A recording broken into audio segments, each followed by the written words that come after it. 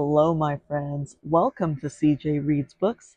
I'm CJ, and today we're going to talk about The Amalfi Curse by Sarah Penner. Now, before I get too far into this review, I painted my nails in pretty. There was so much more potential to this book. While reading it, I felt myself get so lost in the switchings of POVs because there were like 4 POVs and 2 timelines. So y'all already know that I hate timeline switches because I can't ever get those straight. My brain does not work like that, unfortunately.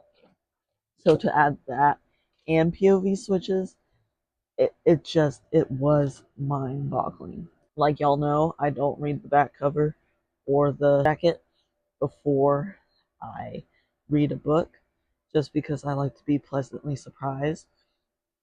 It is counted as historical fiction, but it was not. But before I get too far, let's go.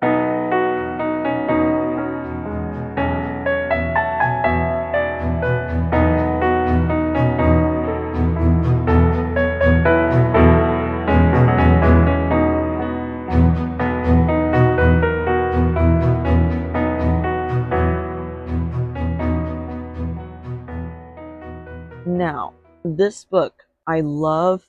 So they use Strega, which it got mentioned in Supernatural, which is why I was so excited to read this book at first, because in the first like 20 pages it mentioned Stregas, which are sea witches, which are mentioned in Supernatural. So I was really excited because they could control the ocean and all that stuff, and it was really fun at first.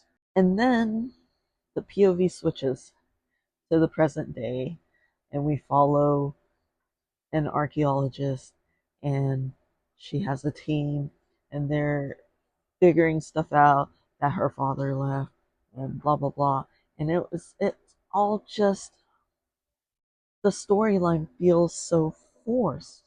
Not only her trying to figure out a curse, and then like the author having to tie in the curse with what the heck that the main character is actually doing there, but I felt like it was really strained and really forced and also really dull.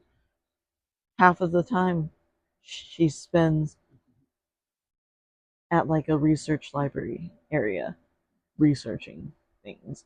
And I understand it's part of the storyline. But like everything was so like forced and so predictable, and like not, there was no element of surprise. There was no, oh, could this be it? Could this be it? All the things that happened plot wise, I guessed. But not only that, I couldn't do it. It was just so boring. After, like, I skimmed through the last 60 pages just because I did want to figure out what happened to the Stregas. But, like, I wasn't committed enough to, like, read page by page. So I, like, ended up skimming it. And, like, yeah, I probably should have read it. But to be honest, I probably would have DNF'd it if there weren't Stregas involved. And even then, that would be a large assumption because I was just ready to get this book done with. It started off okay, and then it just plummeted afterwards. I did not like the main character at all.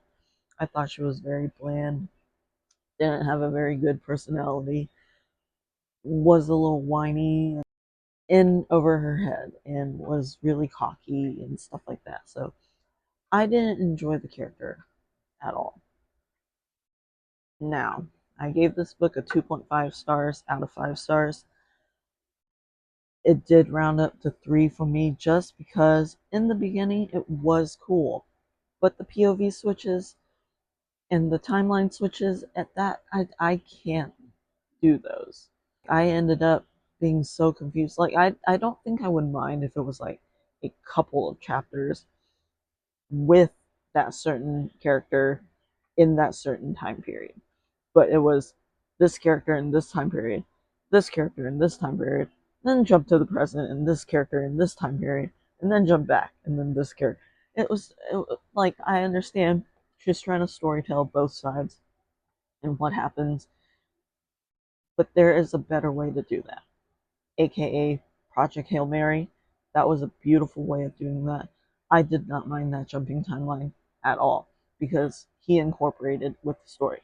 I felt like this incorporation was really forced, and it felt like it was just like, okay, I have to add this in here, and then I have to add this in here, and then now I have to continue on with the main character story, and it was just really forced and really choppy. So that's my review on this book. Have y'all read this book before? What do you think? Let me know in the comments below because I would like to know what your opinion and what your thoughts are. I don't think any of my friends on Goodreads or Storygraph have read this before, so I want to know someone's opinion about it. Did you like this book? Is The Lost Apothecary any better? Because I would like to read that book. That book is apparently very popular, but right now I don't want to read it because of how this book turned out. Down below I have a couple links. The first is to my Etsy store. I sell blind dates with the book, so if you are interested in that, please check that out. The second link is to my Patreon. So what a Patreon is it takes all my videos and right after I edit them, I put them on Patreon. If you are a paid member of my Patreon, you get to see those first. So all my long form book reviews, you get to see first because they're all put on there first. My third link, you can buy me a coffee. And then my fourth link, I have my Amazon wishlist on there. It's a bunch of random crud in there. So if you can support, everything will go towards me building my channel. But if you can't do any of those, you are still here, you are watching. Please like, share, subscribe, comment. That would mean a lot to me. Share my book reviews with a friend. Maybe we could start a book club or something like that in the near future. I really want to start doing readathons, but I haven't been able to do lives yet.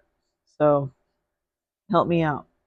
Anyway, thank you, Robert Willem, for being my one and only Patreon member. You are awesome. Everyone, have a great day, and I will see y'all in the next one. Bye.